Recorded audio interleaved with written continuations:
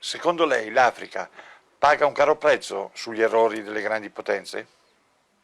We end up with injustice, we end up with corruption, we end up with poverty, we end up with the worst possible things, we end up with the image. I don't have to tell you the image that you have in Africa. I don't have to tell you. Listen, when I was in office as an Air Force pilot, I went to school and trained in the cities.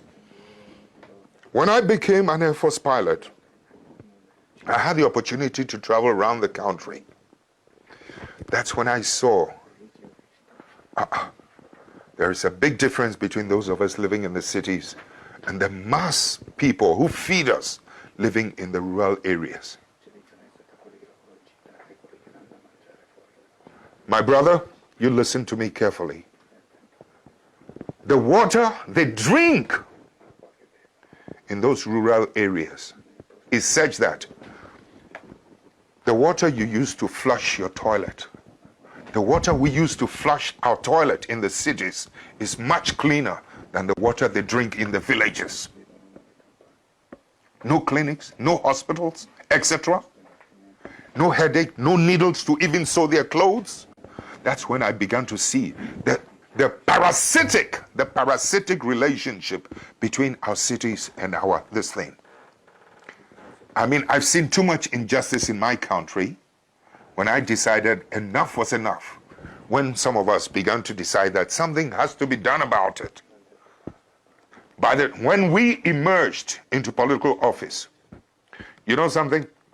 Electricity used to be limited to only 27% of the country. In the shortest possible time, we were able to, with Italian assistance, we were able to extend electricity from 27 to almost 87% of the rest of the country. We were able to extend roads. The infrastructure was improved every part of the country. I mean, it was beautiful. I mean, the energy now goes to every part of the village. Children can now go to school and can learn at night, so that my children living in the city will not have an advantage over that child in the village. My child has no superior, was not born with anything superior than that child in the village. But so long as that child in the village is denied and deprived of electricity to learn at night and good water, etc., my child in the city will always have the advantage over the ones in the rural areas. I've been to school where rural students were doing better with the passage of time than those of us in the cities. Please, I know the potential of humanity.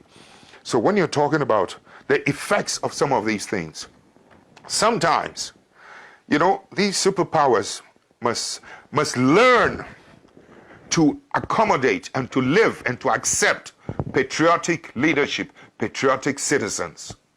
Too often, they're happier with people who are not patriots.